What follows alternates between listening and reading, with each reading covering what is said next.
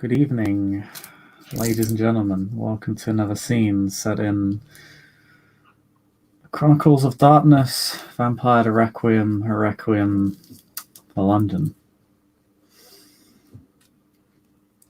Busy night in London's underground once more. As people go to and from work. Charlie, you've had a lot of trouble sleeping even during the day. It's so loud. There's so many people, so many beating hearts, so much life that your beast can sense. And that it knows it could reach, for you are underground. It knows you're at no risk of the sun. It wouldn't take much for you to just head into one of the main tunnels and just start taking your fill. But the beast is also tired, and so it doesn't really fight you as much as it could. As you lie limply on the floor of one of the abandoned bathroom stalls of Lancaster Gate.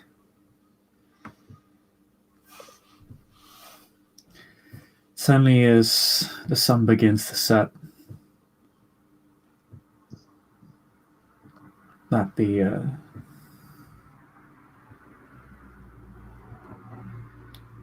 your body suddenly shunts into life once more. Vitae abruptly flowing through your veins and arteries once again. And you pull yourself to your feet. Your clothes and part of the floor is a little bit bloody from your tears, and your hands are a bit mucky. The floor is dirty and you feel groggy and gross. And your bones and muscles feel quite stiff. This was not a comfortable topper. It takes you a minute for your body to reset.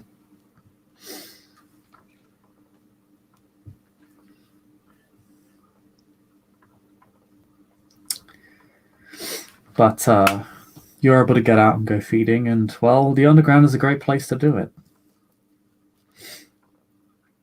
And as night approaches, the underground is sparser and people are more isolated. In fact, it would be pretty easy for you to just get on a train and chow down on something, which is probably what you do when you hunt. You can just train hop, taking a bite out of everyone you come across, as long as you avoid the cameras.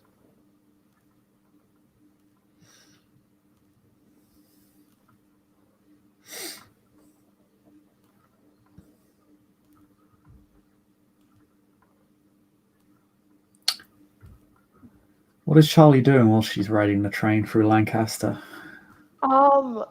She just sitting there trying to look as innocuous as possible. She would, I guess upon coming to consciousness, first thing she would do is, try to wipe, some of the dirt off her face and look less like she slept in a bathroom floor and cried blood all day. But as she's riding the train, I guess at first, for, specifically feeding, she would look for, people who are a little more drunk and, probably on their way home, and just kind of, mosey on over and do, the, oh my god, your hair is so soft, and then, convince them to, imbibe with her. But after she's had her fill, she would definitely just kind of be riding the trains, because I don't think she knows where to go, and I don't think she really knows what to do right now, but I don't think she feels like she can go home.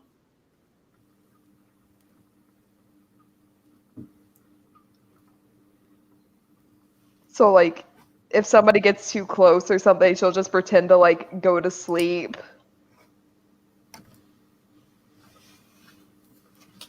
But it's very much like almost aimless.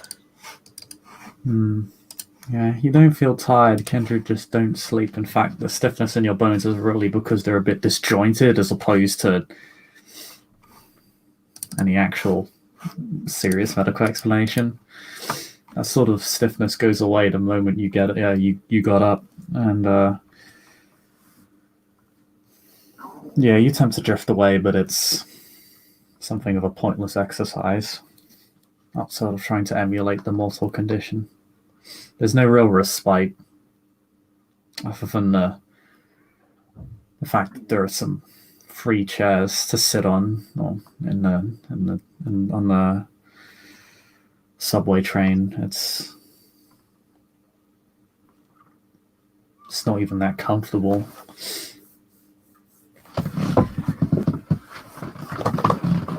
But at least you have a seat. Most of the time these things are packed.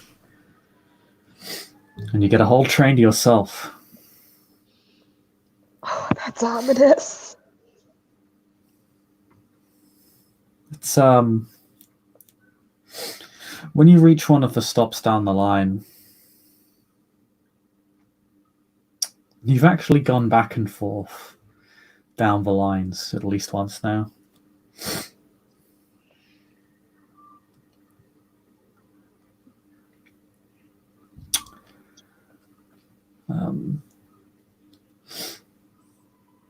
Someone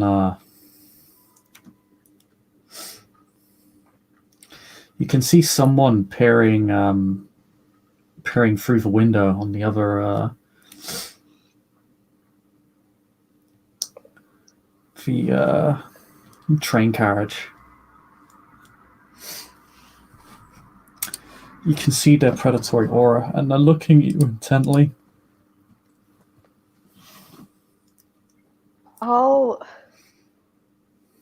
I'll kind of look back at them, a little confused. Like just kind of a "can I help you" type of expression.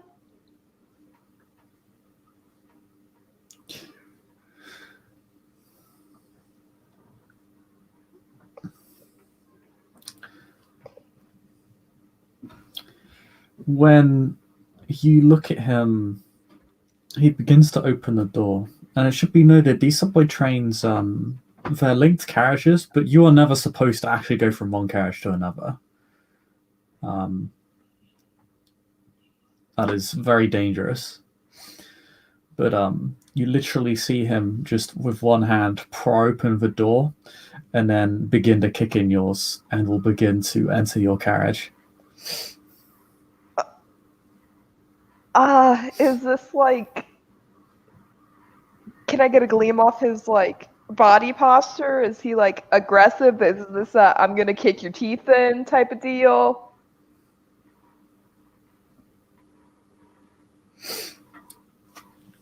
He's pried open one door and kicked in one other. He appears to be there's not much of an expression on his face other than business. It's sort of, there is a sense of obligation on his face. Ominous, almost emotionless. Well, hey there, stranger. If is this your seat? I can go somewhere else.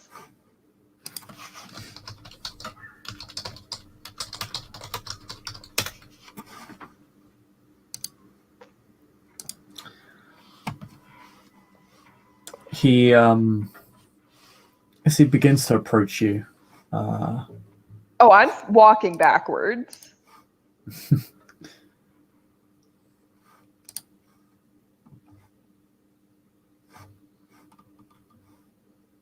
Like I'm trying to keep a solid like 10 feet between us.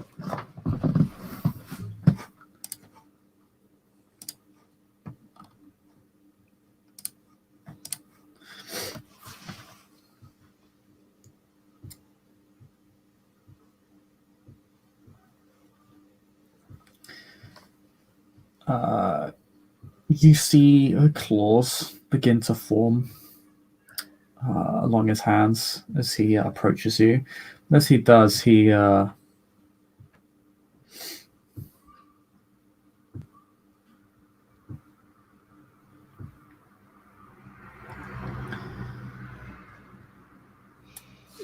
takes out his phone.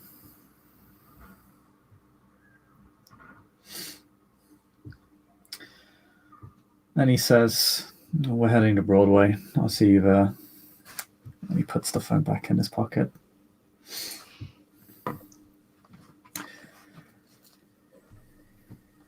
Why are you going to Broadway? It's a little late in that for that, isn't it? End of the line, bird.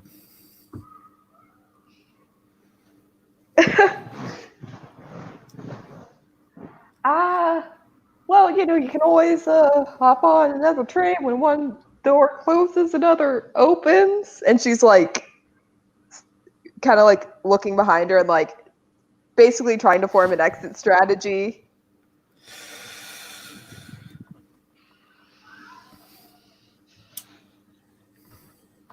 As you try and form an exit strategy,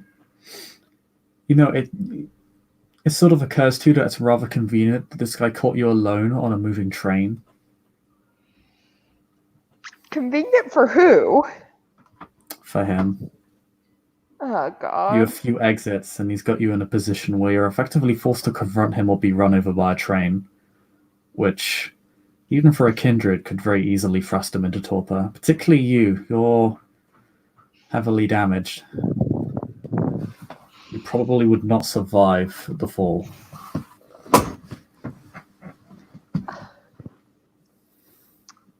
So, we got a little bit of time before we hit your stop. Do you want to take a seat and just have a little chat? Company's always nice. You can roll me wits plus composure to try and see an exit. Yes, please. He just continues to walk you down. Am I to press on you? Okay, is this at the -2 as well? Yeah, you basically suffer a -2 dice penalty to every action or roll you make. Okay, I just wasn't sure if it was like certain rolls. Yeah, unfortunately, it's every roll. Oh, that's fine. Okay, what's plus composure -2? Nope.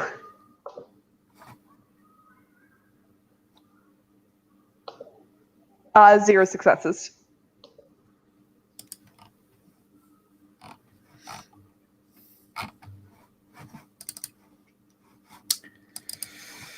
The only exit you see is the one directly behind him. I mean, he's opened up an exit for you in theory.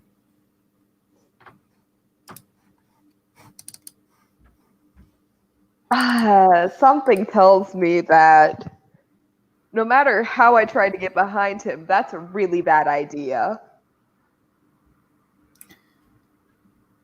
You'll need to barrel past him. The train itself is quite thin. You could slip by him in theory, but only if both of you were taking care to allow for that, and he clearly is not. I wouldn't be able to like go full goblin and like run on the seats, would I? You could. Celerity would allow you to get around him very quickly. You don't know how fast he is. From his flaws, it would suggest he's a gangrel, but there's never any certainty when it comes to matters of the blood. Kindred manifest abilities they shouldn't have all the time. It's closer to a trend than anything else. He could have, and even if he were a gangrel, he could, in theory, have celerity. He could catch you, but there's no way to be certain right now. If you don't act quickly, he will just cut you down. Yeah, activate celerity and kind of try to use like the fact that I'm a fairly nimble person to kind of just go onto the seats and try to like zoom past them. Okay, so roll. Let's see. Dex plus athletics plus celerity multiplied by 2. That will be your dice roll, which is effectively which is what a dodge action is actually. So that's what the Okay, dodge roll so is. Dex plus athletics, which is 3, plus celerity, which is 4, modified by 2, so 5, 6 minus 2, so back down to 4. Mm-hmm. It's Dex plus athletics plus celerity minus 2. So if that puts you at 4, and then but it's all everything apart from the minus dice is multiplied by 2. So just take the It's sum times total and 2. multiply it by 2. Yeah, Okay, so because he is gonna hit you when you try and get past him. yep. Okay, so Dex plus celerity plus athletics, which is 3, 4, 5, and then times 2, so 10 dice, and then minus 2 for 8. Mm-hmm. 4 successes! 4 successes, not bad. Not bad.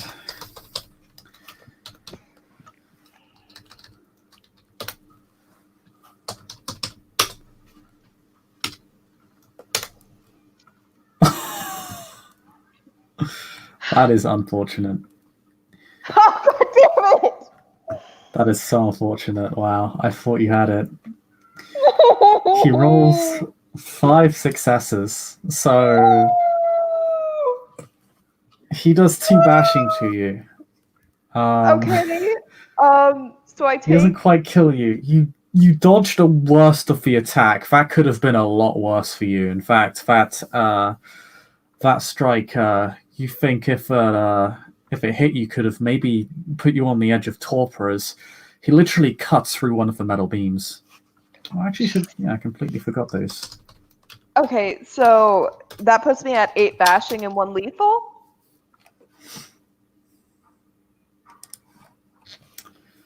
It does. Puts you at 7 bashing and 1 lethal. One of the because you have 8 health levels. Yeah. So yeah, he cuts straight through one of the metal beams as he goes to strike you. As I'm And kind of running catches you. by. Oh, he catches me. Okay. Oh, he catches you with his claw, and it cuts straight through you. Jesus. Okay. We're just gonna keep running, and I guess run into like, is the train car like that? So we have the train car we're in, and then there's the train car behind it. Is that one open?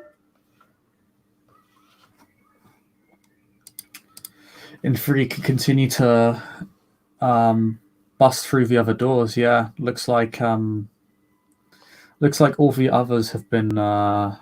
Most of the others have been pried open.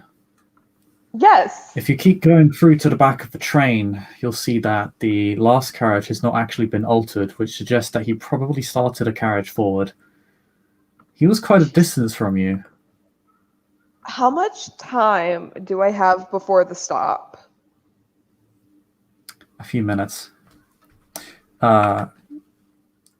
Subway. The London Underground's system is that each journey takes only really a few minutes. Each stop is only 2 to 5 minutes separated from each other. Really, they're very quick. So in theory, if you're able to keep him occupied for a couple of minutes, you might be able to get off at the next stop. Of course, you heard him make the call. There's going to be more waiting for you at the next stop. Yeah. You could attempt to jump off the back of the train, but you'd need to be quick. You'd need to find an exit somewhere along the tunnel. Otherwise, you'd just be ran over and, well, in your state, you would most surely be torpid. Are there like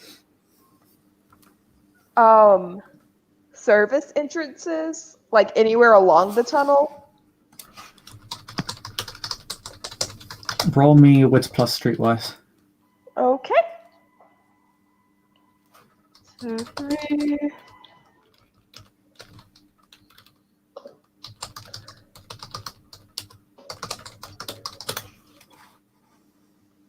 One success.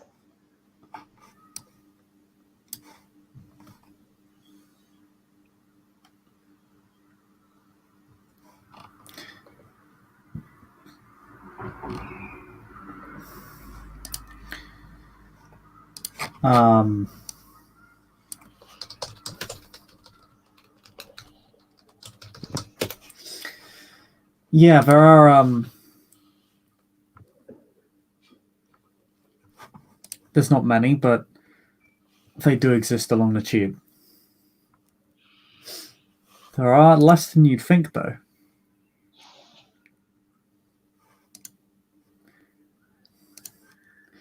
If you could find one before the next train comes, which will be soon, you'd have a few minutes. You could maybe escape into the maintenance tunnels. Yeah, I guess I'm gonna. Rail workers use. All right. Then I'm gonna basically just yeet myself right on out of this train car, and no, that's not gonna work. How there's not much space between like the train itself and like the wall, is there?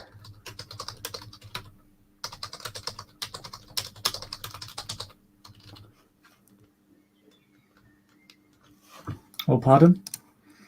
There's like not much space between like the train, like the outside of the train and like the wall of the tunnel. No, there really isn't. Oh, this is so It's a bad. very, very slim gap. This is so bad. Funnily enough, when you leap out the train, the man follows you. He leaps straight out, and as he does, his form changes, seamlessly shifting into a very large hound.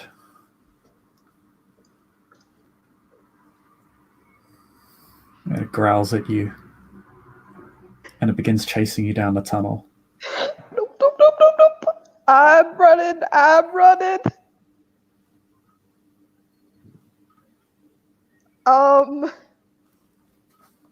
Yeah, no, I'm looking for like a service tunnel or anything. And I'm just running as fast as I can. You can find one, but I have some bad news for you. It's locked. Yes. Do you have vigor? No. Oh dear. So,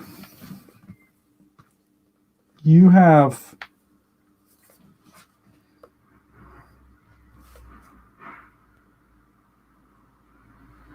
a few options here.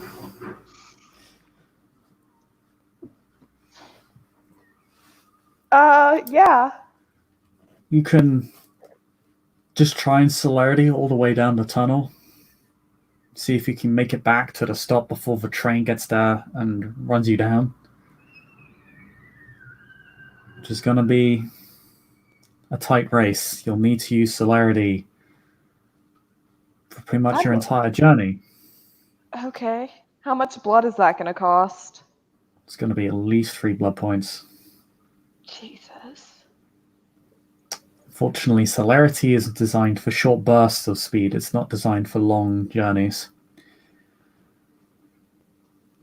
Funnily enough, vigor would perhaps provide you with the speed to use your celerity at least less. This is what I get for wanting the fancy god magic. I feel like you're paying Evan's price for him. Oh God! No, I'll spend the blood. Okay. He's going to continue to chase you. I want you to roll me Dex plus Athletics minus your wound penalties, and then minus another 2 dice. Okay, so -4 then? Yes, actually, no, it's Strength plus Athletics in this system. Oh. Okay, so Strength plus Athletics. Do I add Celerity? You do not. Unfortunately, celerity does not add to. What this does is that it basically increases your speed score. When you get a success on an athletics check, every check adds 1 to your speed rating for that interval of running. So someone with speed 10 could, in theory, keep up with someone of speed 13, and even catch them. Okay. If they got a better dice roll. This is just a chance dice then. Oh dear, are you going to spend willpower? I have so little will. This is so bad. Fuck it, yeah, I'll spend the willpower. So is that rolling 4 then, or? Okay, hold on. So Dex plus Athletics -4. So no, that's just rolling 3 because I'm just rolling the willpower checks.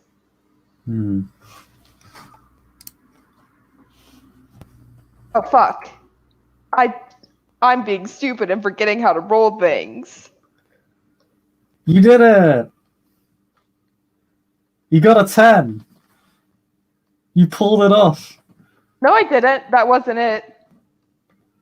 Oh, you got a 10!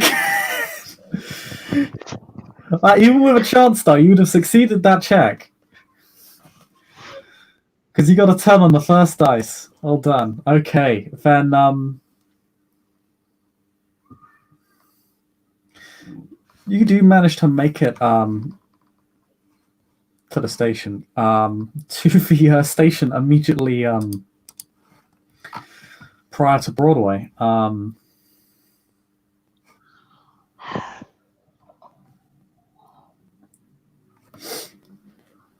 You have to dodge the rails. You're not sure if they're charged or not.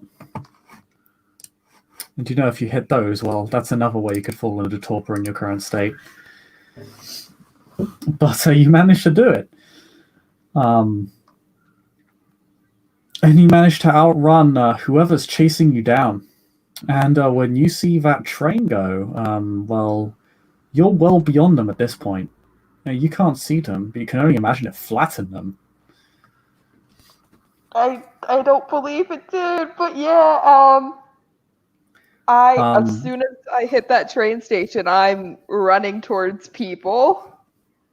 Yeah, but no, a couple of humans who see you at the rail, they look astonished that someone's running along the train line, and they see you in your kind of messed up state, and one of them immediately runs over and he says, "Oh my god, hey, let me." And he kind of immediately crouches down to help pull you up because, well, he's quite terrified for your safety. I'll stand up and do a very dramatic bow. Nothing oh my god, are you okay? Nothing to worry about here. It was all part of the act. What? They didn't tell you? Wow, I'm surprised. Hi there. My name's Charlie. You may have heard of me. I am the assistant to the local ringmaster of the circus here. And the one run by Baneforth, right? Joshua Baneforth? Yeah. That guy? Yeah, I've heard of that guy. Yeah, you were doing a show on the tube? Wow. Oh, I had no idea. Yeah, so that was all just a little that was all just a little practical effect. Oh, that's weird. I thought just something to generate interest for the show. Huh. I would have thought they would have shut down the tunnel. He actually kind of looks to the screen. Do you want to roll me manipulation subterfuge real quick to sell the story? You can add your fame to this because you're connected to the person that he knows. Okay, manipulation subterfuge plus fame -2. So that's actually not. Okay. So you effectively negate the -2 dice modifier. Oh, you're under -3 dice now, actually, because you took some damage from whoever was chasing you. Okay, so manipulation 3, subterfuge 2, so 5, plus fame 6, plus striking look 7, minus 3 is 4. No!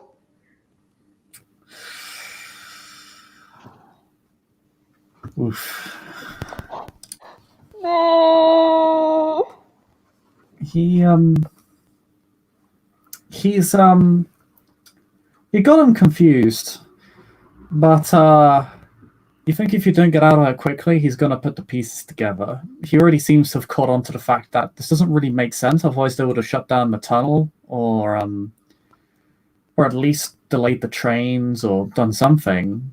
And he actually kind of starts sort of leaning and is like wondering if anybody else is gonna come out. He's momentarily distracted, but it's clear. It's clear this guy's a little bit more savvy than the average layman. Well, that was a great. I'm sorry, there were more people here. I hope you have a fantastic night. Don't you worry. Nobody's going to get hurt. Once again, that was all just an accident. The whole time she's just walking backwards. And then it's just like, once again, have a wonderful night. I will be hopefully seeing you at our show. And she's gone. Hey, wow, that's a pretty heavy. Don't you need to go to the hospital? As he says, nah. Nope. Fortunately, most of your wounds are hidden by your clothing.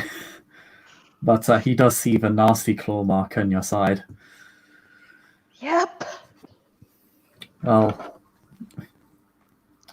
he doesn't. He sort of walks to the.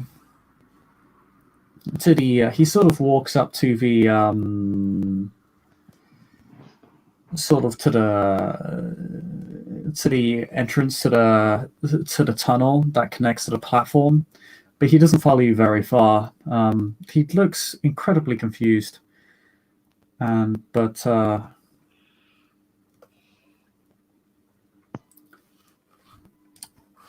he doesn't follow you very far. He's got a train to catch. Oh, he is. Oh no. You continue to make your way down the tunnel, but you begin to hear noise down the far end and behind you. Oh gosh. Okay. I'm trying to get above ground. Okay. And I'm trying to take the most direct route there.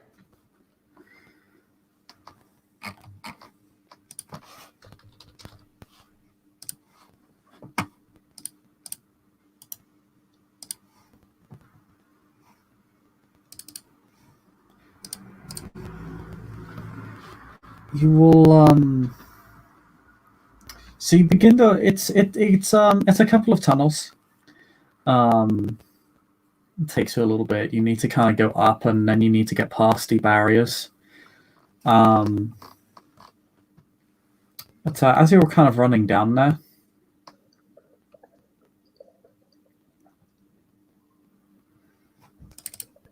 someone was going to approach you.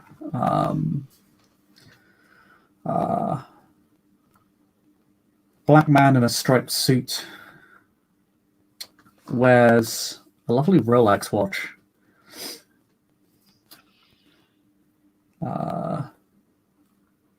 Wears these sort of tinted black shades.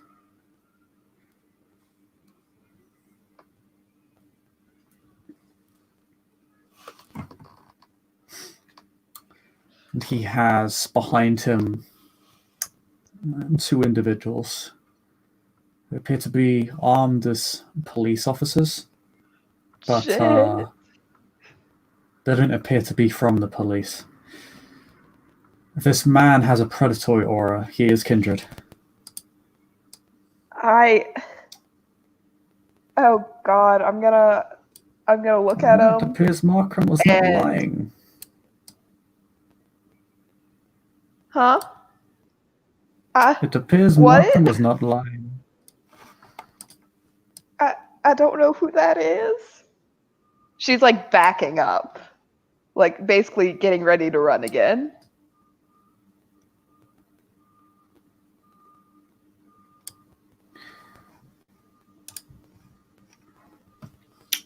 That'd be me. As a little bird flies in around the tunnel that you just entered, around the back. It changes into the form of the individual that was chasing you before. He doesn't appear injured in any way. He must have somehow dodged a train. Perhaps his form was a bird or some other creature. Look, I don't want any trouble, y'all. If I've done something to upset you, I'm real sorry. If you let me go, I'll be on my way, and we don't have to make a real big spectacle in a public subway station.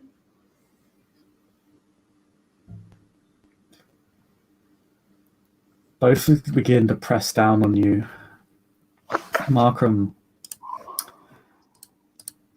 takes out a bottle.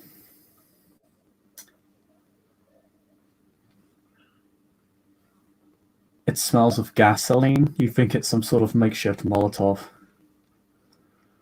Seriously? Seriously? Oh. Oh gosh. She's like, yeah, backing up, and it's just like, look, I really feel like whatever you guys are wanting, we can just talk this out. But you know what? Gosh, that's a real strong statement with the whole makeshift explosion thing you got going on there.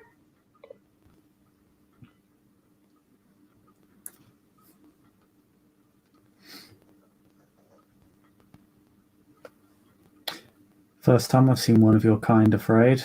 Must be doing something right.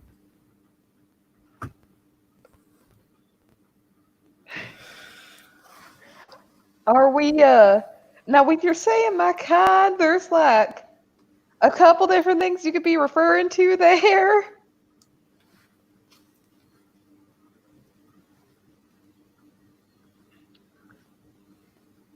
But You do have a junction you can run down.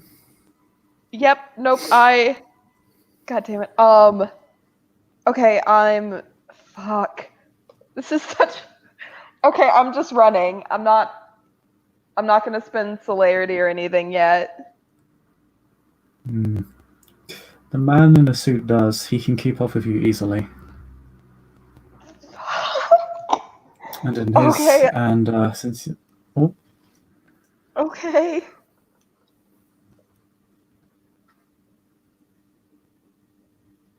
Sorry, you keep going. and because you're not using celerity, the one that was following you can keep up with you as well.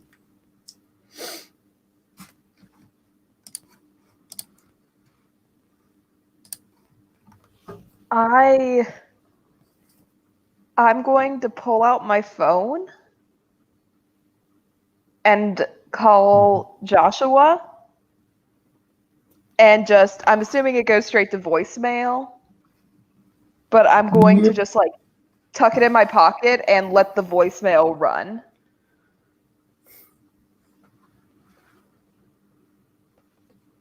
So he can basically hear, or will hear, whatever is happening. Okay.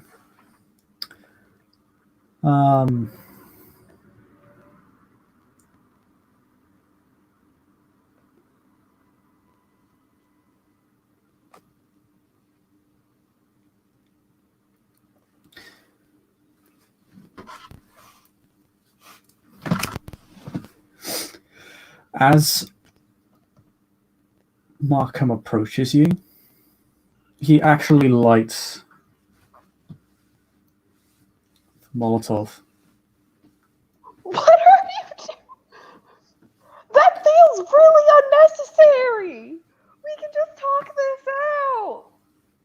You don't have to be lighting fires up in here. He's gonna throw it at you. No!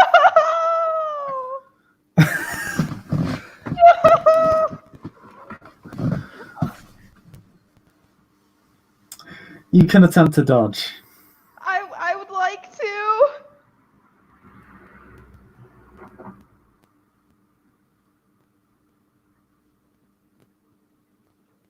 Is that a roll at the same time or contested? Roll me Dex plus Athletics plus your celerity. -3 because of your wounds. Okay, so Dex. It's Dex plus Athletics plus celerity multiplied by 2 -3. Okay, so Dex plus Athletics plus celerity is 5 times 2 is 10, and then -3 is 7. Yes. Okay. I believe in you. Oh god. Okay, I'm gonna spend a willpower as well. Alright, so you're at 10 dice.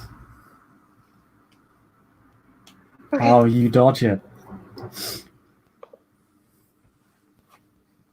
I'm calling the willpower worth it. He throws a Molotov with significant speed. Like, this thing flies like almost like a bullet. It's really fast. A regular mortal would not have been able to dodge this attack. And it almost hits the man in a suit, but he just sort of casually, with his celerity, just bends his neck as the thing goes flying past him, causing a sort of small puddle of flame that covers the floor, barring the exit directly behind the besuited gentleman. Okay. But you can see as Markham reaches into his jacket, he has at least 3 more.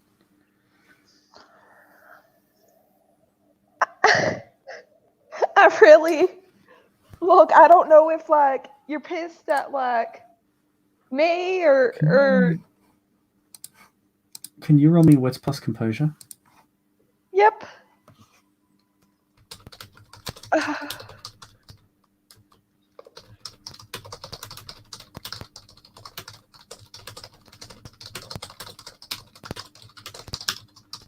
One success.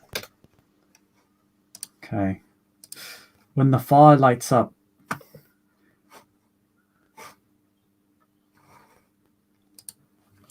obviously it sort of changes the lighting in the room. And perhaps it is that light that allows you to see that the besuited gentleman's eyes have a faint glint of yellow.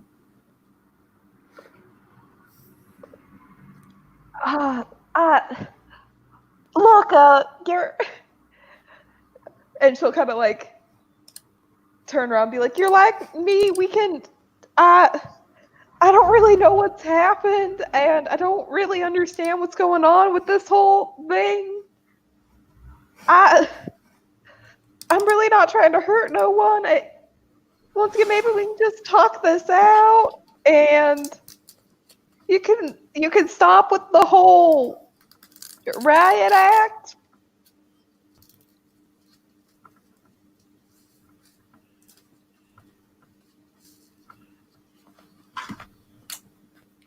The besuited gentleman, his footsteps have sort of, he's a very formulaic individual, from the way that he is dressed, from the way that he acts, from the people that he commands. Both of them are simply sort of cutting off your exits, making sure you can't go anywhere. that rhythm of his footsteps is very briefly disrupted when you mention you are like him, and that causes there's the briefest flash of anger on his face, something that the man who's been throwing the Molotovs behind you notices.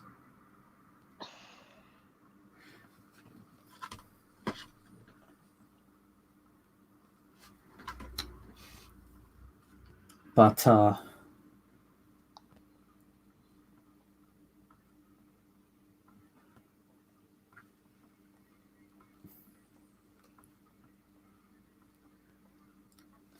what else do you say? They're more or less within reach of you at this point. They've sort of slowly surrounded you. Yeah.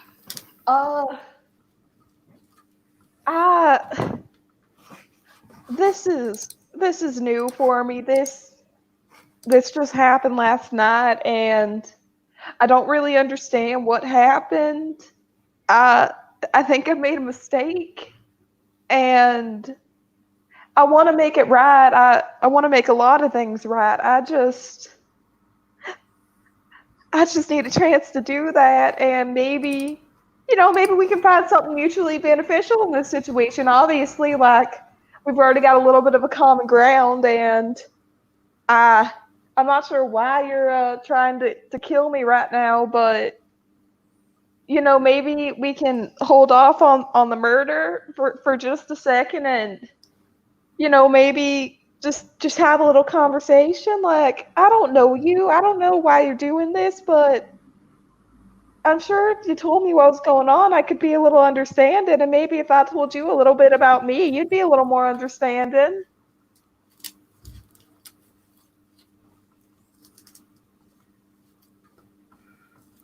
Roll me presence plus persuasion, minus an additional dice on top of your own penalties, because none of these people are particularly nice.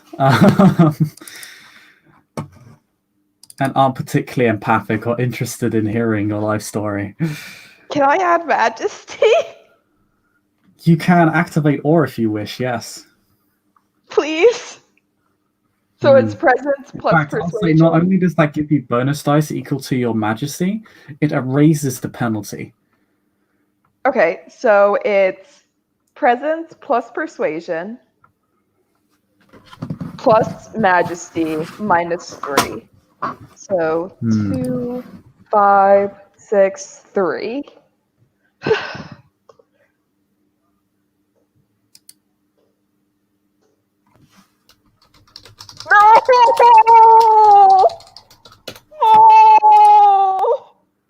Oh, wait, you got more dice than that. No, because it's a minus 3. Yeah, but you have striking looks and you have status.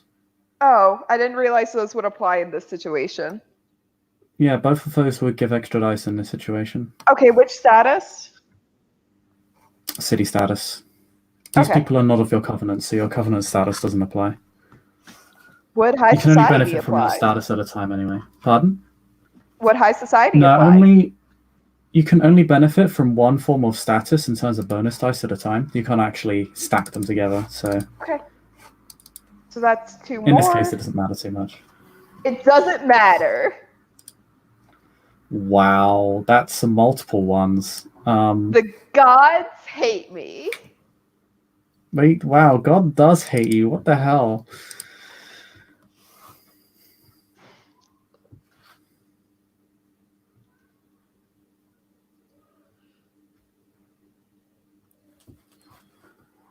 Wow, no, they don't care.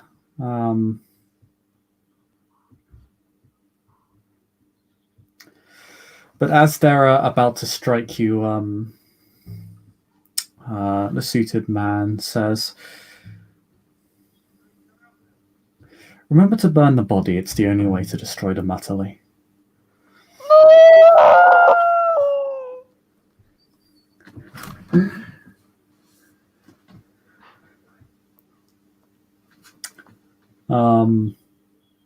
The two men who were accompanying the suited man are going to try and hold you down. You can try and use celerity to get out of their way and buy yourself some time.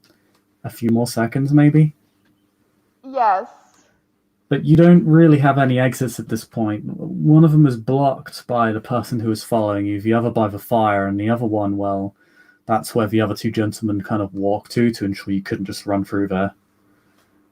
I'm gonna spin celerity, so I'm at 4 blood. And I'm gonna, oh god, I don't know where to go. Um, um,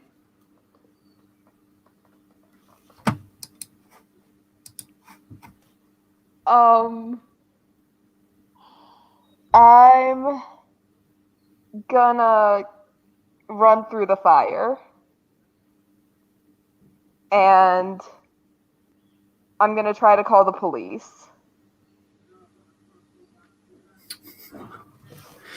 All right. You're just gonna.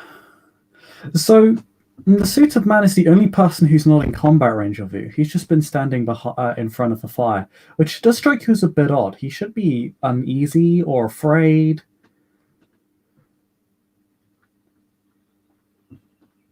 But he appears entirely calm, which is not normal. If even out of common sense, he should have walked away from the fire and approached you, but he didn't. You're going to use celerity. Now, the two ghouls that have accompanied this man don't have celerity, so they can't catch you, but they were within touching distance, so I need you to make another dodge action.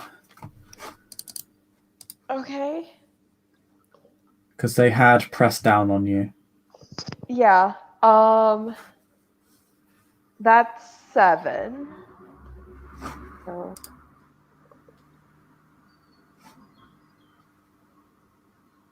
2 successes.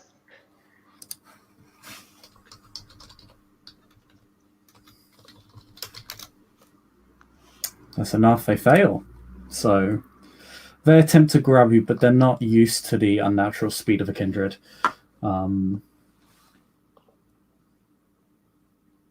So they sort of stumble over each other and get in the way of the man behind him, who actually with both hands just pushes them to one side, slamming both of them into opposite sides of the wall, as he appears to have had enough of this.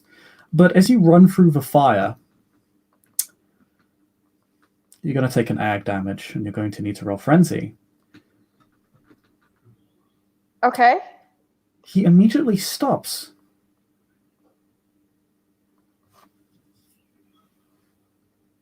Okay, Frenzy is wits and composure. Wits plus composure. What happens if I go to 0 willpower? No, it's not wits plus. It's resolve plus composure. Okay, resolve plus composure. So what happens if I use all my willpower? Nothing. Okay, yeah, I'm gonna spend that last point. Okay. So resolve plus composure -3. So 5, 6, 7, 8. So brings it down to 5.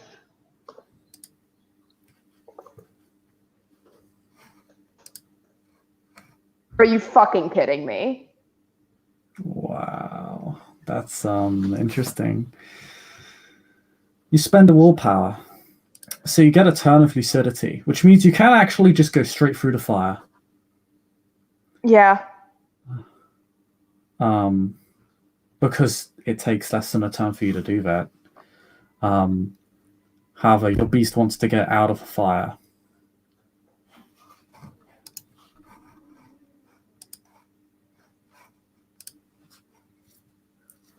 Yep. I'd like to spend it.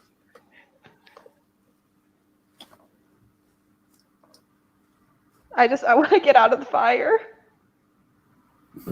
Your beast is going to flee in panic in the opposite direction of the fire. Now, because you already ran through it, your frenzy won't last very long.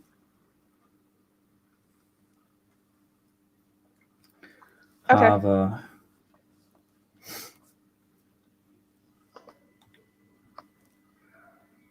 You're going to enter a fugue state for a few minutes, at least.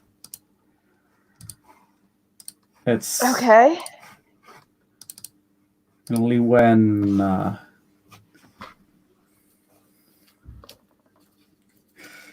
you hit reality again, and when you snap back to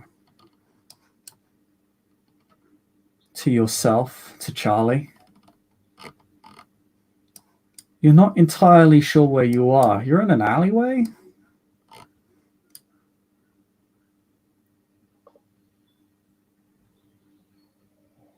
Oh god, I'm gonna look down at myself. Am I covered in blood? The underground, you have a quick look around. You look behind you, and you kind of peek outside the alleyway. Yeah, the underground is just around the just down the road. There's an ambulance there. Fuck. And police. Not entirely sure what happened. I feel like it's my fault. Not going back there. I don't. Oh god, I don't know where to go. If you have a look around you,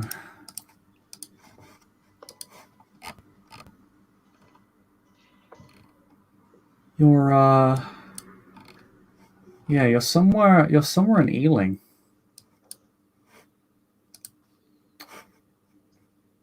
It's a bar in one second.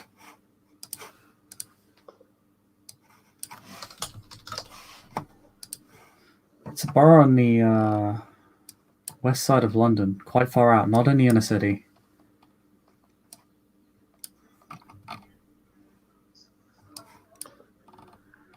Okay. Okay, first thing I'm gonna do. Are there any shops open right now around me? Yeah. Like a corner most of them store are or something? But Or like a gas you're in station? Ealing Broadway, so there's a whole ton of shops here. Are there it's a any shopping open center. though? You are you have a look around, and shopping center is still open, but it closes soon. I'm gonna run in and buy like a big hoodie and some sunglasses. It's you rush into the store, sort of kind of clutching or like trying to hide the claw wound. Probably taken off your jacket, like wrapped it around your waist, sort of like it's too hot out. And just run into the store. Some of your wounds on your arms are visible at this point. You can't fully hide all of your wounds at this stage. No, that's fair. I probably look like I just ran through some fire, because I did. Yes, you do. You've taken an ag damage as well. That lethal becomes an ag. So I'm at 2 ag then and no lethal? I thought you 7 bashing 1 ag? I'm 7 bashing 1 ag, and then I had a lethal from the claw mark. Oh no, the lethal's been converted into ag. Because your entire health track's full. So at this point, any ag damage is just converting prior damage. Okay, so no lethal and 1 aggravated. No lethal, 1 aggravated, 7 bashing. No, you have a quick you just grab some things off off the shelves or off the racks. I assume Charlie's in a hurry. Yeah, a little bit. It's very much like a grab what you need. Oh hi, yep. This is all I need. Okay, cool. I am out. Oh hey, yeah. The sales assistant's like, I'm sorry. I shouldn't be. I Oh shouldn't no, be it's gushing right now. no, it's okay. Do you need an autograph or something?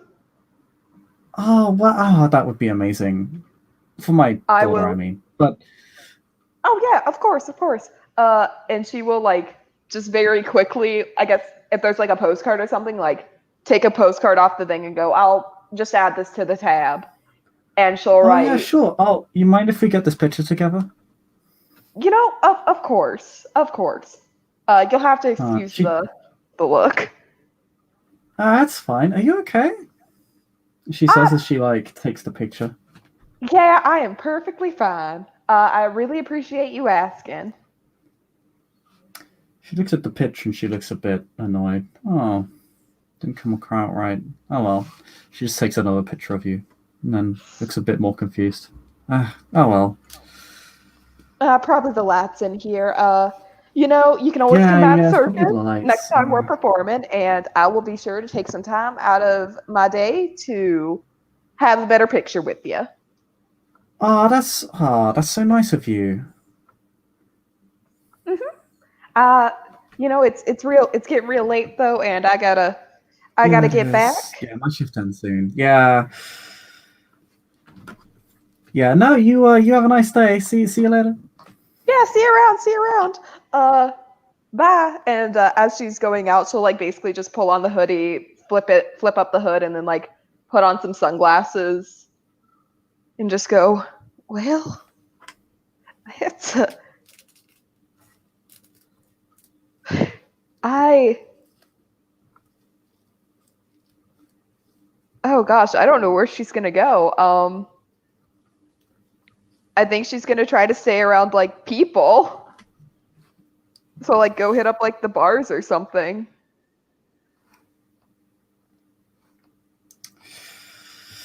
You want to just go try and see if you can grab a snack, get rid of some of these injuries. Yeah. All right, you're gonna hit a bar. Ealing is not the most active place. It's it's more of a pub culture than a club culture.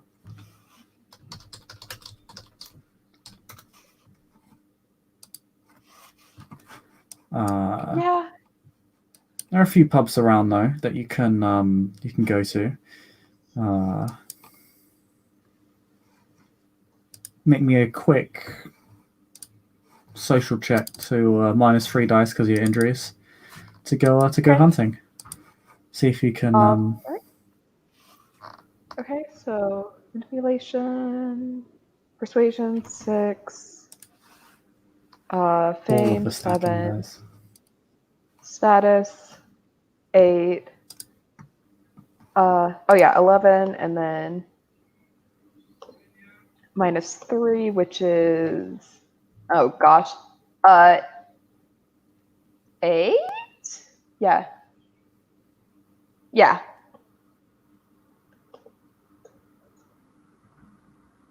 4 successes.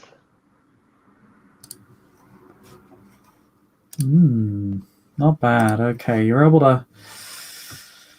You're naturally charismatic, and your Majesty makes feeding very easy.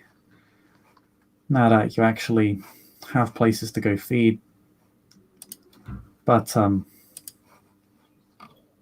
you know you can't really stay here for long. You know you're being hunted. You know it's only a matter of time until you're tracked here. Yeah. So you take what blood you can and you run. I.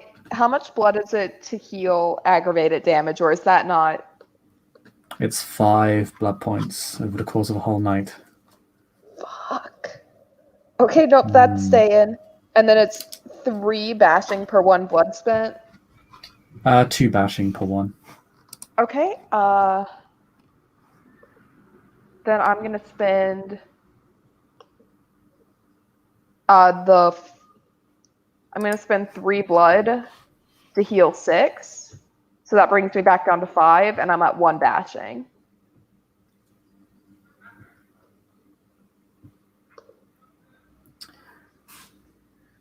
So you are slightly hungry, but not famished.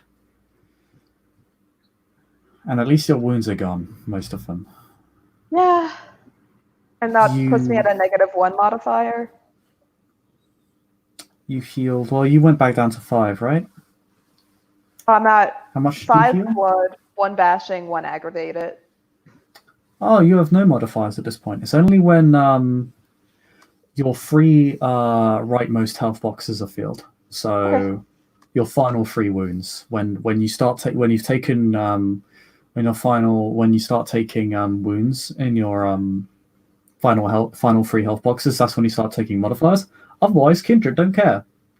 Excellent.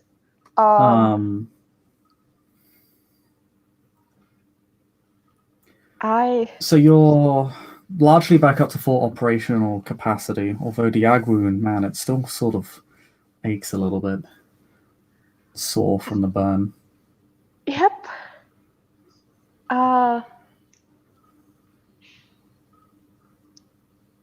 I want to. I want to go back to the park where I met the owl.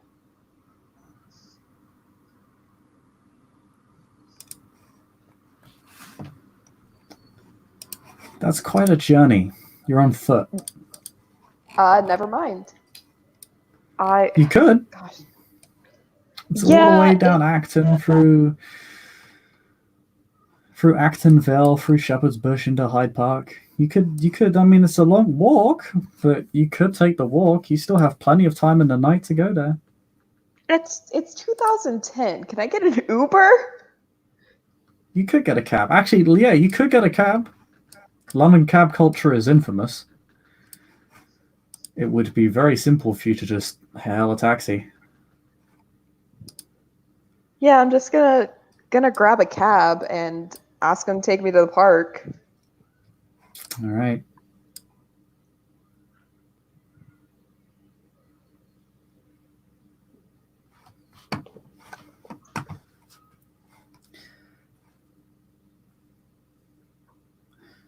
Then you go to the park. And what would you know? Somebody is waiting for you as you make your way to the bridge over to the 17 Lake.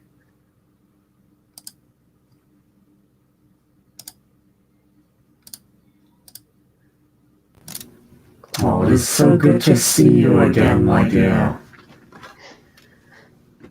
Look like you've had quite a journey getting here. That is definitely a word that could be used to describe the series of events that got me here tonight. Yep, definitely.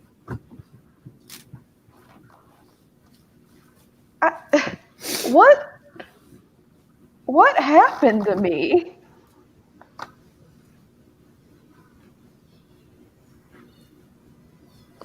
I don't. Nothing in particular. Why?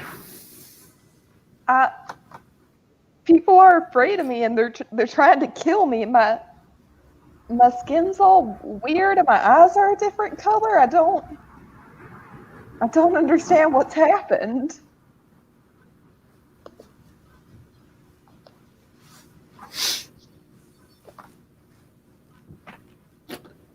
Well, I find that you're kind of naturally afraid of what they do not understand.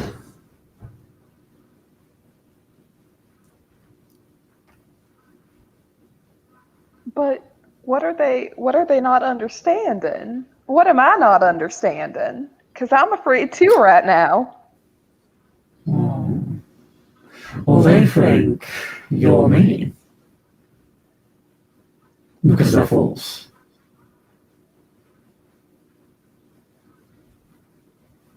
But the guy who is, I guess, the one in charge, he was like me too. Is he? Do you two know each other? One of the children. Fascinating. The children?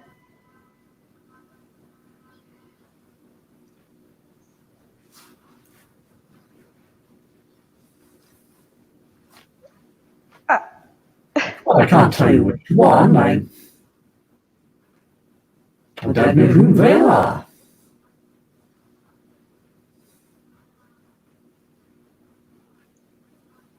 So, is this... So is he like the child of another bird then? Aha, you are savvy. In a sense. My apologies, your condition is a natural...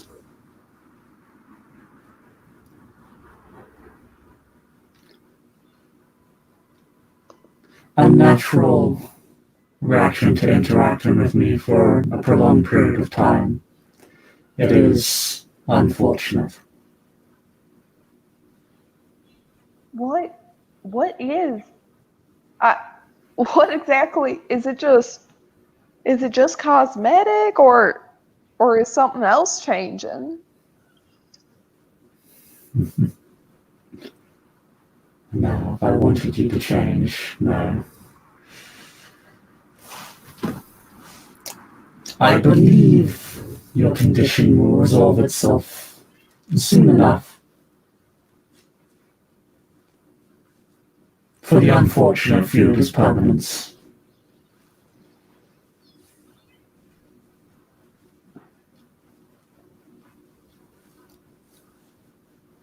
But you, my sweetling, you, I think, will be just fine.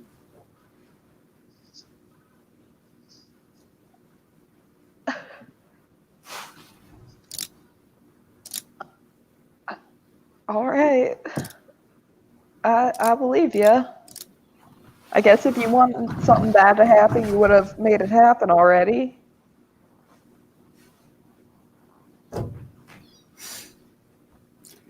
You appear to have gone through much hardship. May I offer to repay you in some fashion for all the trouble my condition appears to have caused you. I don't need much. I think I just need somewhere safe to stay for a little bit. I don't know if my little sister, she was so afraid. I don't know how Joshua's gonna react if he sees this, and if it's gonna fix itself in a couple nights. Your slime will kill you.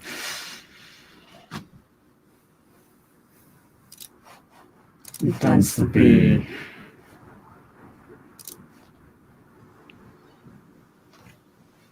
bullheaded.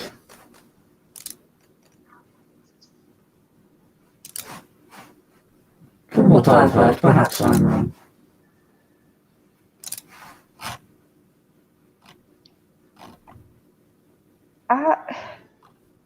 If it's my time, it's my time, but I don't want to just walk into somewhere and get killed just because of talking to somebody.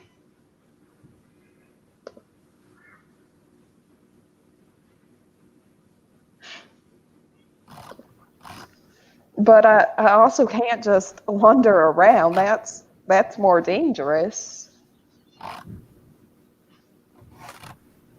No, in many ways you are outcast. It's very unfortunate. Certainly not my intention, at least.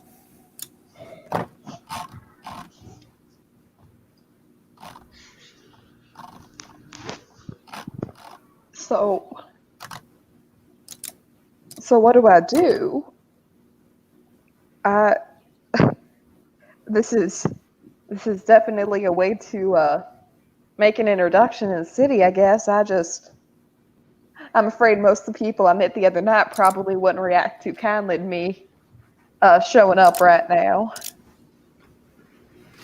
No.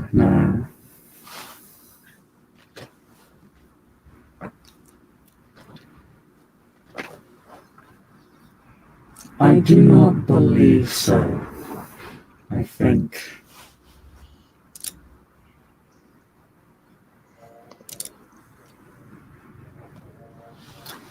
perhaps it would be best if you stay here for the night. if it's not too much trouble.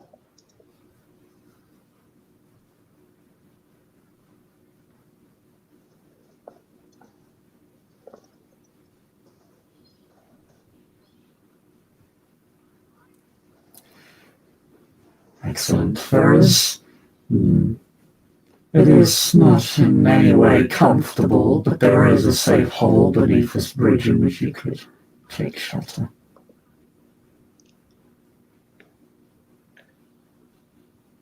Beneath the water.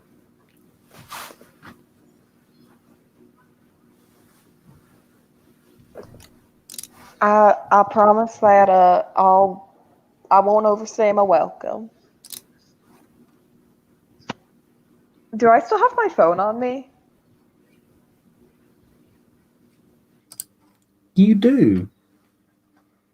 I want to text Joshua and basically say, tell JJ I'm sorry. I hope I'll be home when this is better. I'm doing my best to stay safe.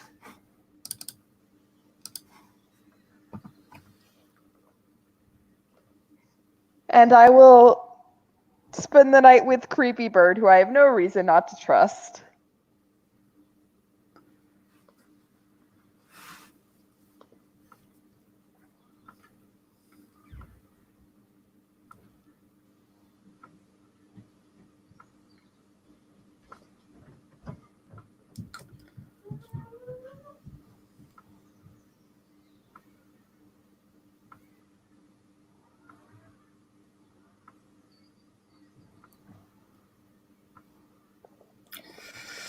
Then we're going to move forward a night.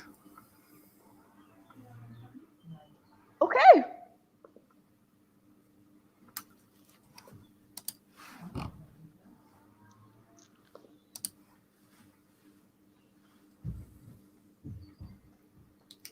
Charlie, when you wake up, you are not in a hovel underwater.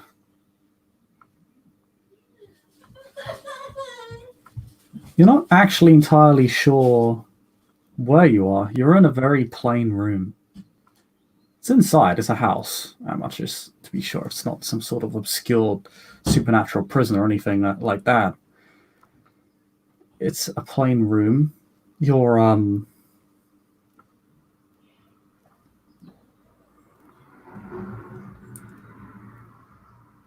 you're on some sort of table. You have braces on you that are holding you to it.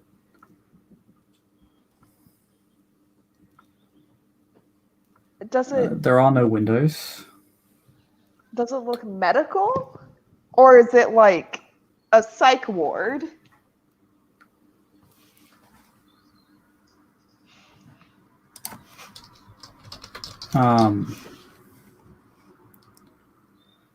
Looks more like you're in some sort of psych ward, yeah.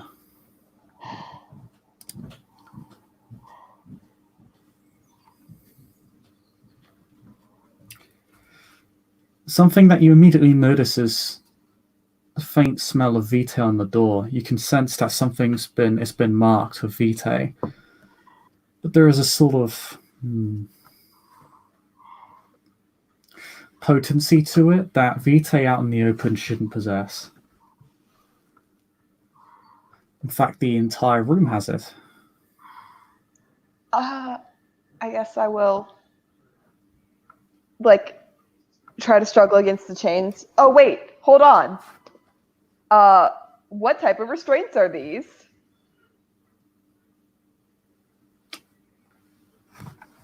They're like thick metal cuffs. Are they mundane? Yes. I am double jointed. You can slip out of them. So yeah, she'll just kind of look around, I guess, try to use her senses to sense if anybody's around if possible. You sense something beyond the door. It appears to be approaching the door, actually. Predatory at all? You're not sure. You'll need to get a direct look. Okay. But I want to half get out of the chain or the restraint, so it's like all it takes is a quick motion to get the rest of the way out, but it still looks like I'm restrained if possible. Shadows begin to leak in through the rims of the door. And all the way out.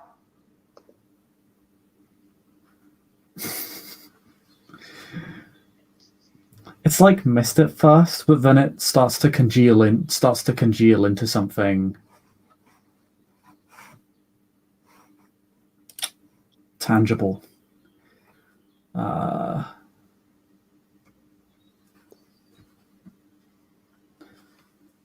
Like webs that sort of stick to you and force you against a wall. All right. And from the mass of shadow, a familiar figure appears. Well, an unfamiliar figure appears. Familiar to some, unfamiliar to you.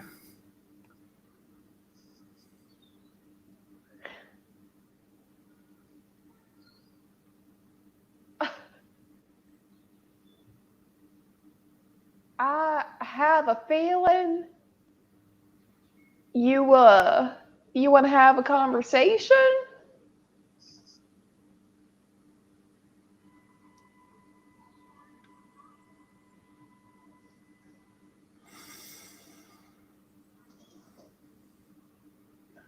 I expected a thank you for saving my life, but I suppose that is too much to ask from this generation. I'm really sorry if I've misread the situation a little bit. I gotta admit, waking up restrained isn't exactly the first thing I associate with being saved. He actually steps into your shadow and reaches down and sort of pulls on it, and the shadow literally pulls upwards. And from it he pulls, well, what appears to be some sort of knife, literally made of your own shadow.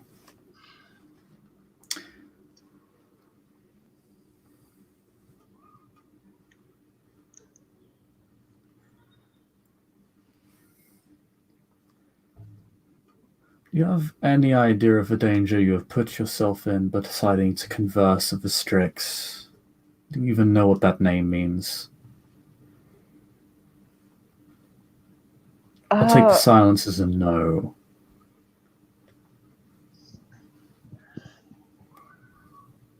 You are fortunate I reached you before the night came due. Otherwise,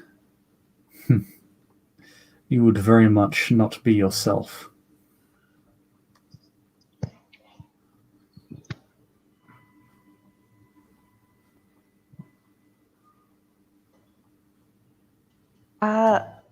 Well, then I appreciate that deeply. Can I ask why the restraints?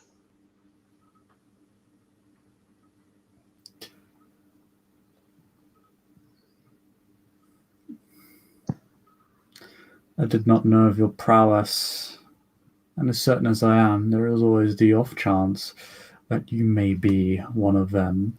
But I believe I am quite certain of what you are now. And he's going to reach into your chest. You're going to take... This is going to give you another 2 points of bashing. Okay. As he literally reaches into your chest and pulls something out that seems to have coalesced around your heart. It's like a big black tapeworm. Lovely. So inky. And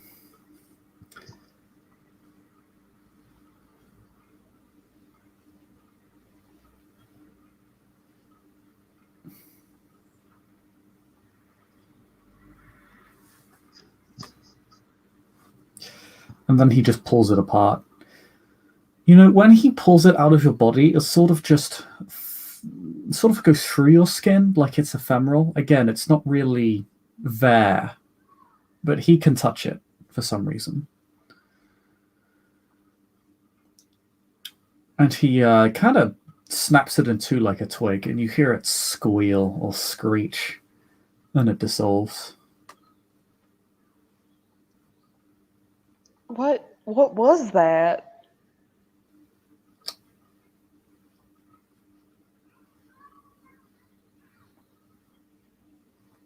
A child. It appears rather than possess you, it wished to use you as some sort of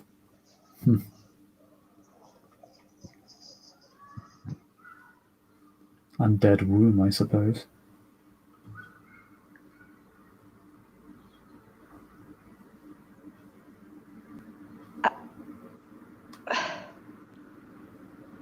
Then I guess I'm real appreciative that you took it out.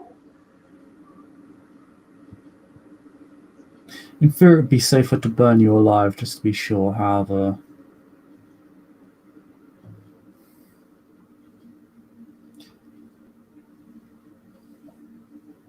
There cannot be two hosts in one body.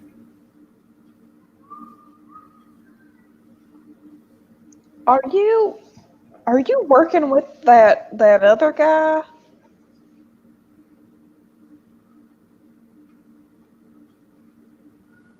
The one in the suit?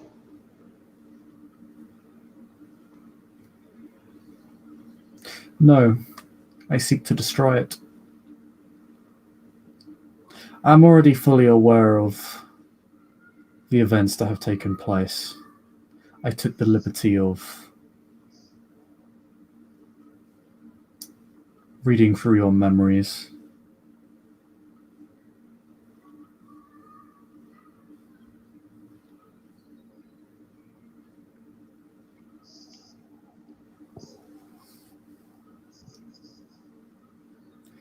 It appears you were used as a tool to divide the kindred even more than they already are. Perhaps even serve as an excuse for the destruction of your sire.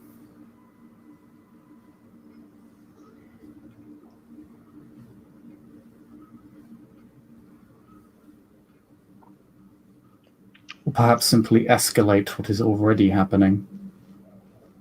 Oh, is it too late?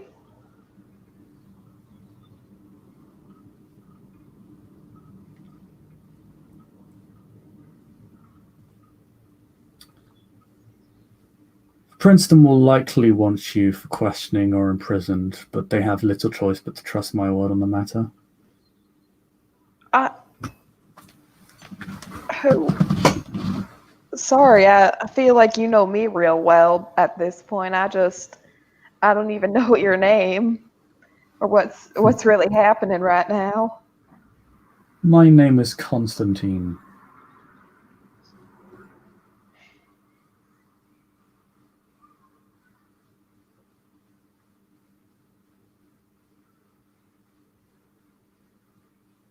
Well, Constantine, I guess even given the circumstances, it's real nice to meet you.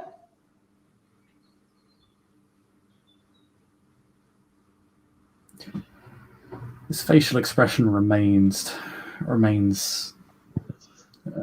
professional and unamused, largely expressionless. If the tendrils drop you, they sort of become mist again and fade back into Constantine's shadow.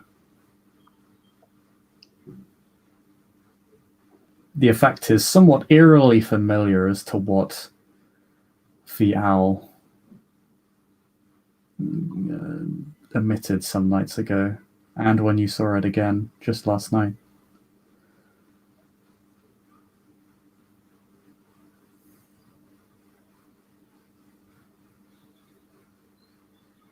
So, are you working with the prince, Mr. Constantine? My only goal here is to remove the owls from this city.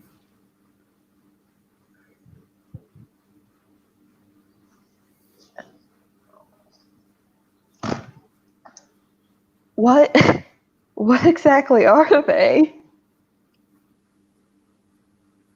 our natural predator.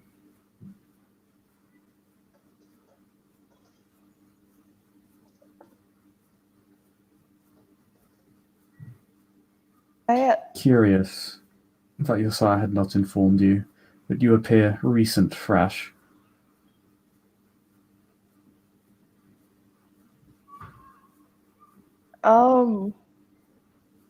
well, to be fair, it's been a little bit of a busy introduction.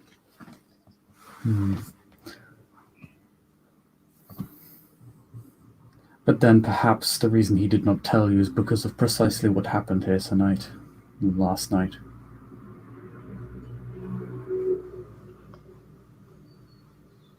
I don't think he wanted whatever to happen to happen.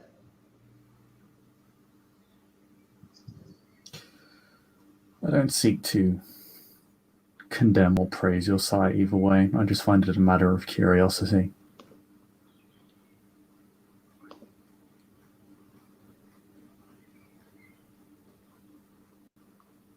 Normally, such bumbling optimism would be a liability to every kindred in this city. Fortunately, you have provided me with information that may yet save it.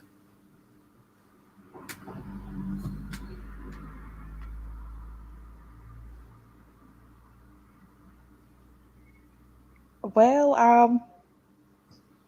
I guess I'm grateful that, you're able to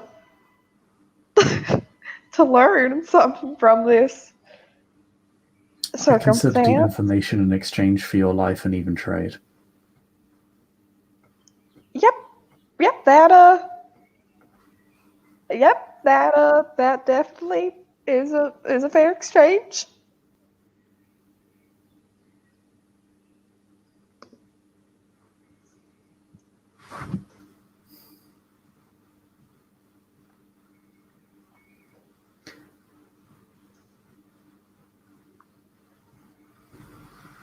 He stares at you. He very much looks down at you.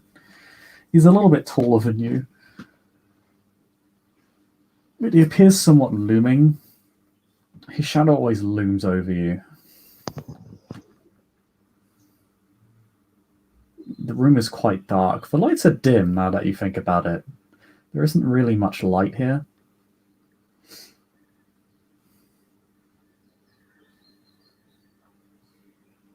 It's always dim or dark.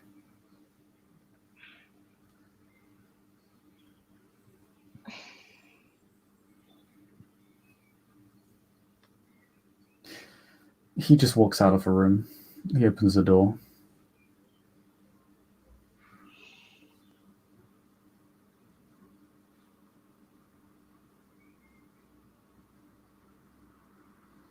Your condition is a trick.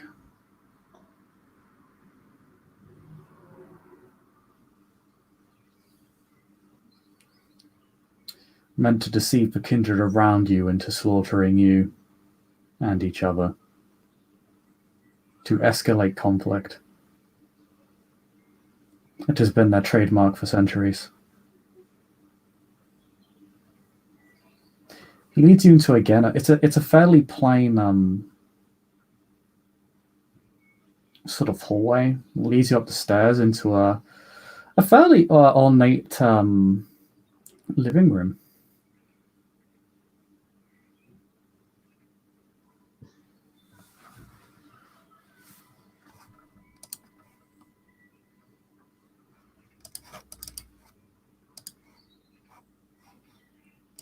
I'm just gonna kind of stand there, probably feeling a little awkward. You don't understand anything, do you? Uh, I think we all have our different talents in life, and I guess I'm just a little outside my wheelhouse right now.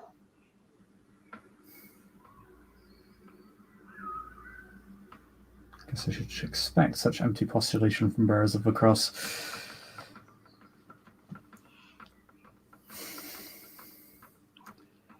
I will allow your sire to explain the rest to you. Know that those who possess yellow eyes are threats to be destroyed, to be burnt.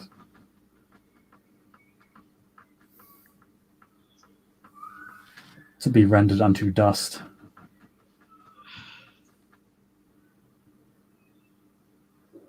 And in your case, to be fled from.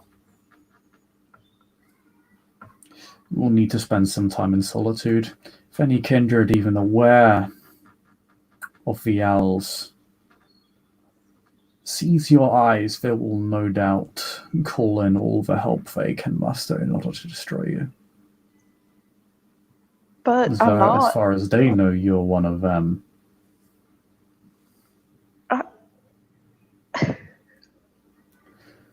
Fortunately, your stunt with the fire has given one of the Archons reason to question.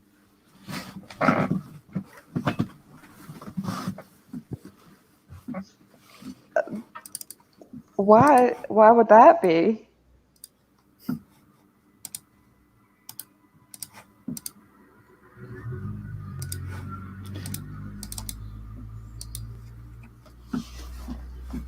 The owls can be discovered in one of two ways.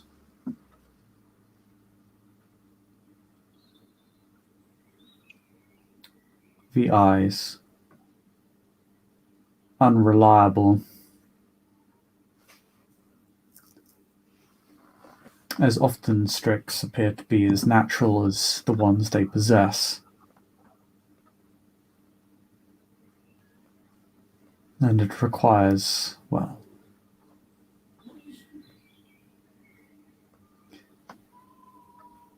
a very particular form of lighting. It is a glint that is not easily deduced. The other is more direct, more violent, but much safer, and that is fire and sunlight. While in possession of a corpse, kindred do not burn in the sun. And while fire will burn any corpse, the wounds and marks it leaves upon a kindred are distinctly unnatural. For one of the owls,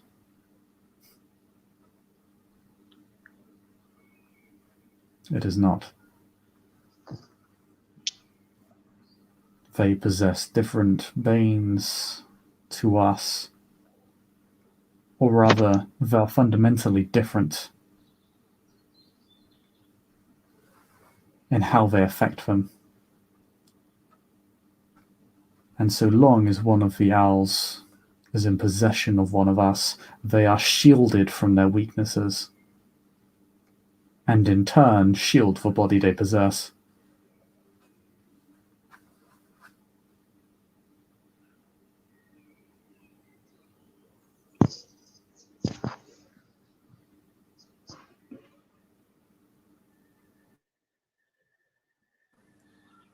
So, what do I do now then?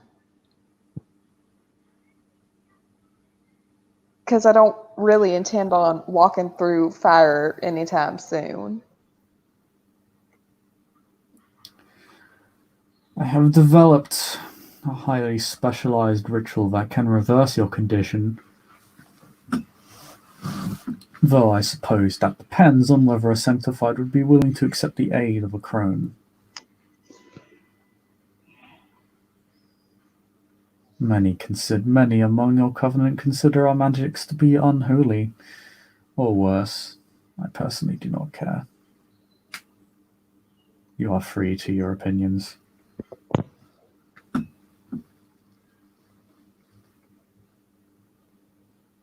She kind of she looks like she's gonna make a face and then realizes that would be rude and stops herself.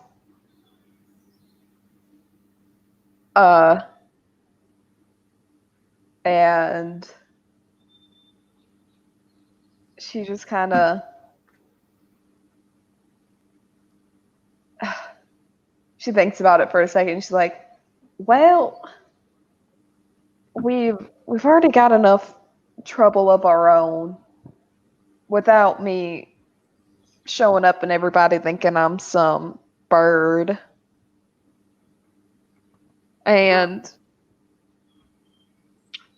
as much as we have different opinions on certain things, I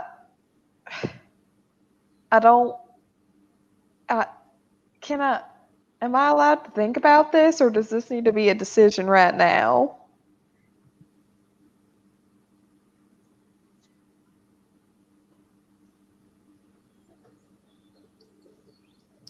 I offer you the choice as a courtesy. In reality, if you were to leave this building with those eyes, you would be hunted down again, and I doubt you would be so lucky the second time. The one that hunted you was capable, and they will likely be smart enough not to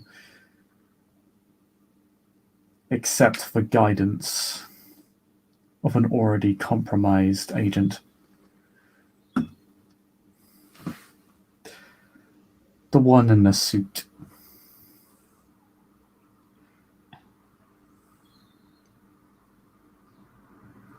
Fortunate that you saw his eyes.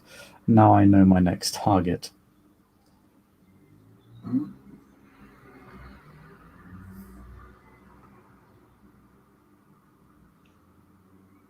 I guess When I that's was made aware of you, I thought my target would have been you.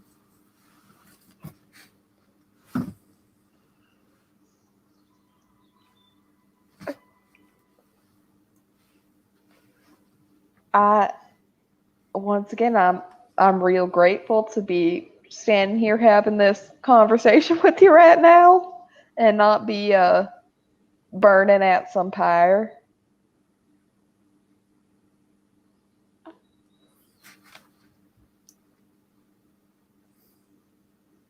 Does it feel ironic to stand among the persecuted?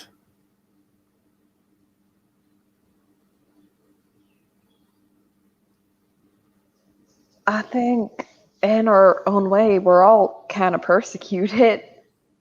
It's kind of nature of what we are these days. I mean, if people found out, that would definitely be real bad for all of us. But once again, even if we disagree on a lot, at the end of the day, we're all in this together.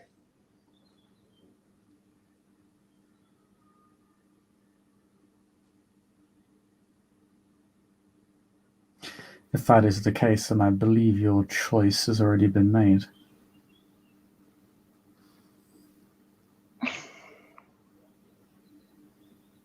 I guess it has.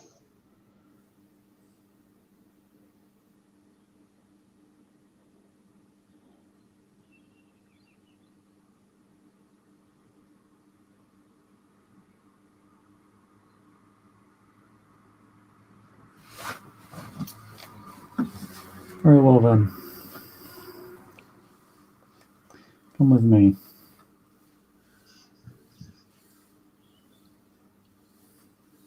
She'll follow.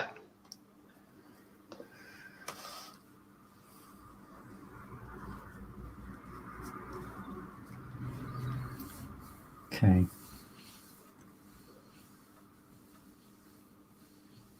We'll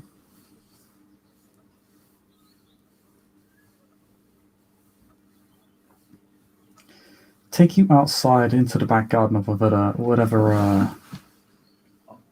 Excuse me. Oh, no problem. He takes you into the back garden of his haven. It's quite large. This place looks quite expensive. It's in many ways it's closer to a mansion than a house.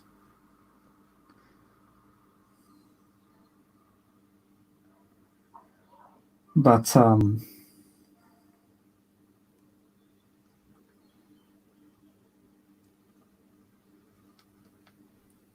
he begins performing what you understand to be a spell. you understand to be blood sorcery, being someone that possesses a form of it.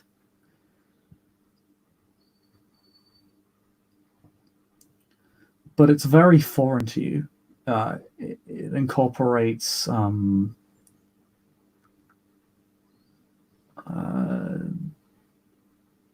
ideas, concepts, and belief systems that you're not particularly familiar with. You can roll me an intelligence plus academics roll, if you like. Sure. I still don't think you're suffering any more penalties, because you've taken 2 bashing, you've got 3 bashing, and 1 ag. Yeah.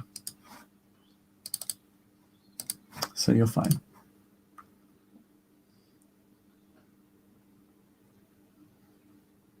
Nope. No. I'm not entirely sure from where the elements of his ritual springs from, but it's clearly not Theban sorcery. And considering he said he's of the crone, it's most likely Krurik sorcery.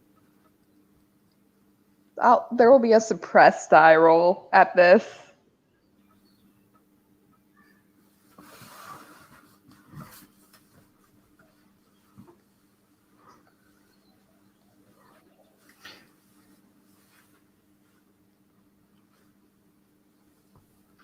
As the ritual continues,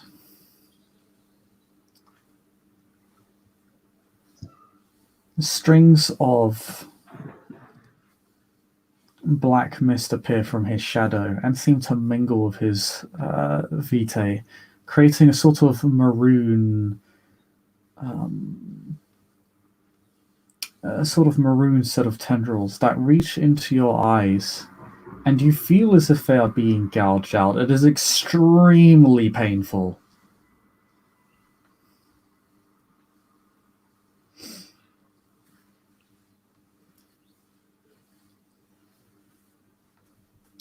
But eventually,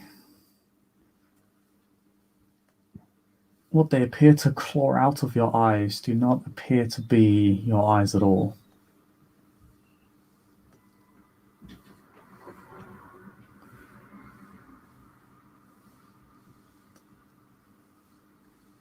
Rather, it is a bleak puddle of black essence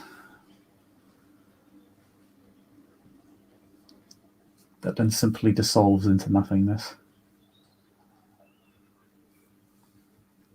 The ritual completes. The tendrils fade.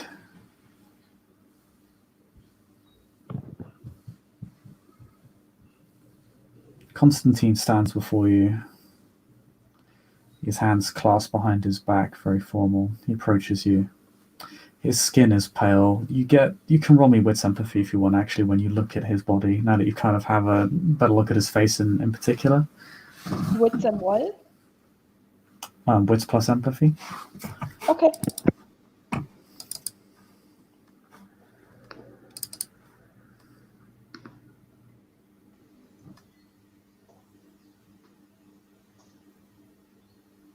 Nope. Man, you're really not having the best of luck. This dice roller hates me. It really does not like you at all, does it? No, this dice roller hates me. Oh man, it really hates you.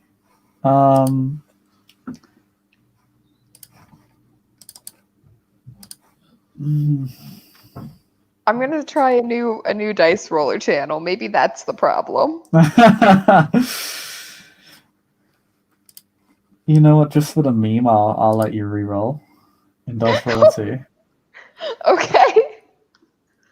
Let's see if you really roll like a dairy farmer. I know. Oh wow, no, it's just Dice Roller 1 that hates you. Okay. Yeah. That's the funny. other god likes me. Okay. His appearance, his pale skin, his sort of... He looks almost corpse-like in a way, and decrepit.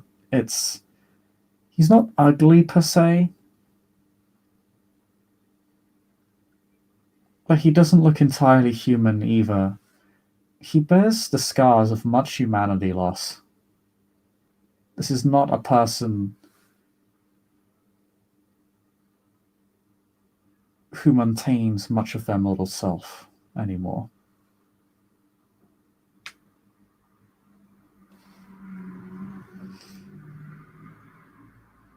It's self-evident. The way in which they act and the way in which they look, just physically. You, by comparison, would fit in as a human, maybe a little bit sickly, but he would look not right.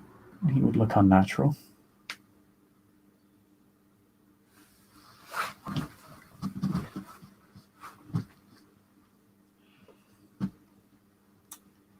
I believe we are done here. The curse placed upon you has been lifted.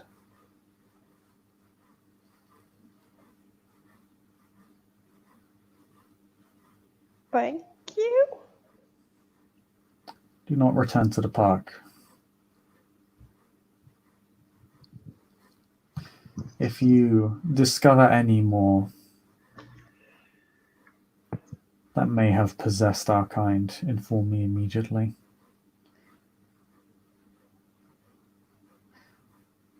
There is an establishment called The Art. It is in Hackney. An associate of mine resides there. If you wish to contact me, speak with her.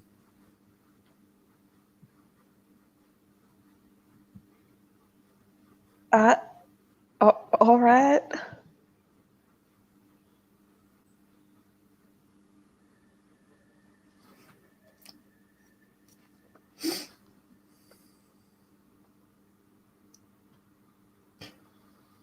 I believe it is time you took your leave. You will have much to discuss. So, and perhaps more to make up for, given your worldview. Yeah, I got a lot to repent for at this point. His eyes shift away from you as if to demonstrate some degree of antipathy.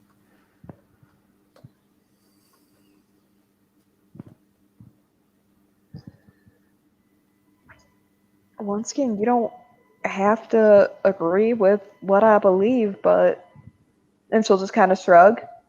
If I mess up and I want to make it better, then I think that's on me. I'm not asking you to help me. And I think asking you to just respect that it's something I'm going to do isn't too much.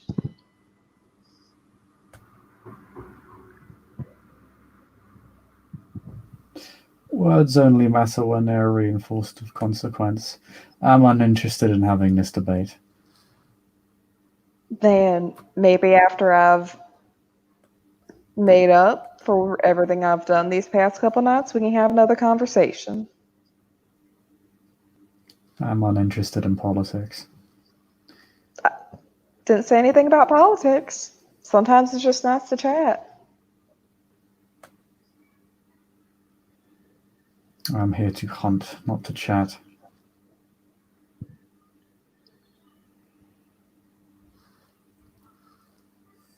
Come with me. All right. It is time you made your leave. I think you're right.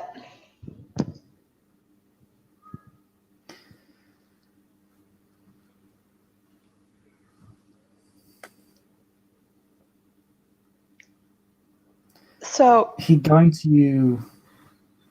Oh, sorry, go ahead. Well, I'm just gonna ask because it's been a couple nights. So that fancy attack that's gonna happen is happening around now. By the time you get back, it would have probably already concluded. Okay, cool. So, funnily enough, this man may have saved your life twice over.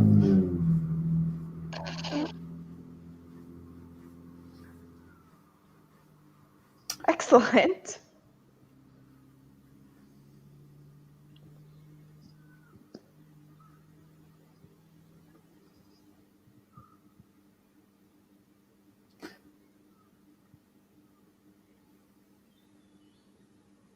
Or it would have just started. Not sure. I guess we'll see.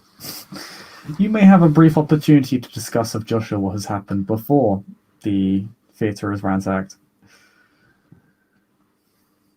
Excellent. You won't be sure until we get back anyway. But I don't want to rob you of an opportunity to sing with Joshua, so... We'll see if he lives through the absolute No. Armageddon.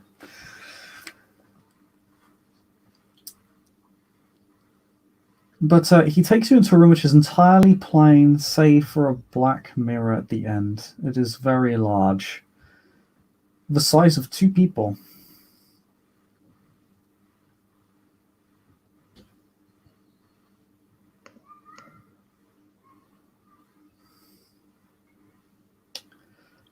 Step through it. It will take you to where you want to go.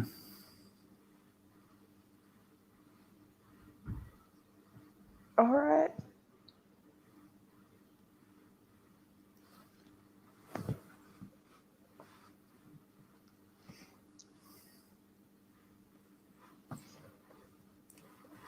Good evening, Good evening.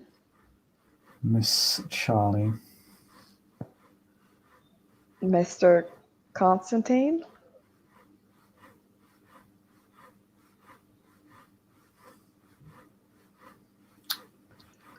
He nods and gestures to the mirror. I will. So I'll just kind of like put a hand on it, like testing it first.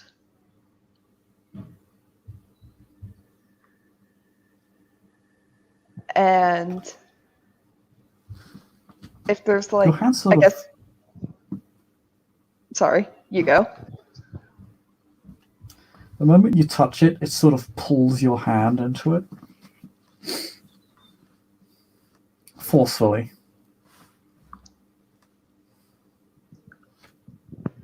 I'll just walk through then. Where do you want to go? Home.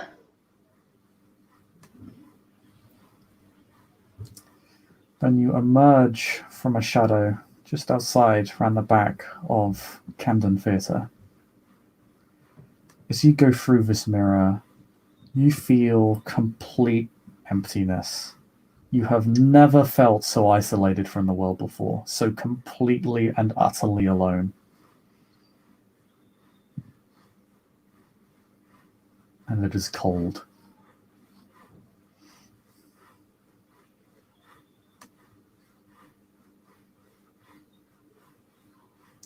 But you do make your way through. And you find yourself in the living world again. The breathing world. Just outside the theatre.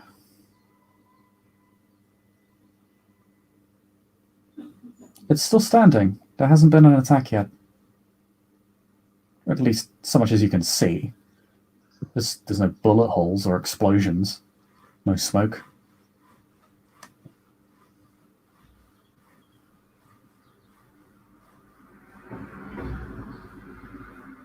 I'm just gonna go in then. And I think that'll be a great place to end this scene, and for Charlie to perhaps have a scene with Joshua and friends. Yep.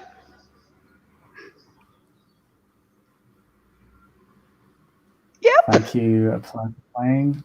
Thank you, watchers, for watching. We'll see you all next time. Bye-bye.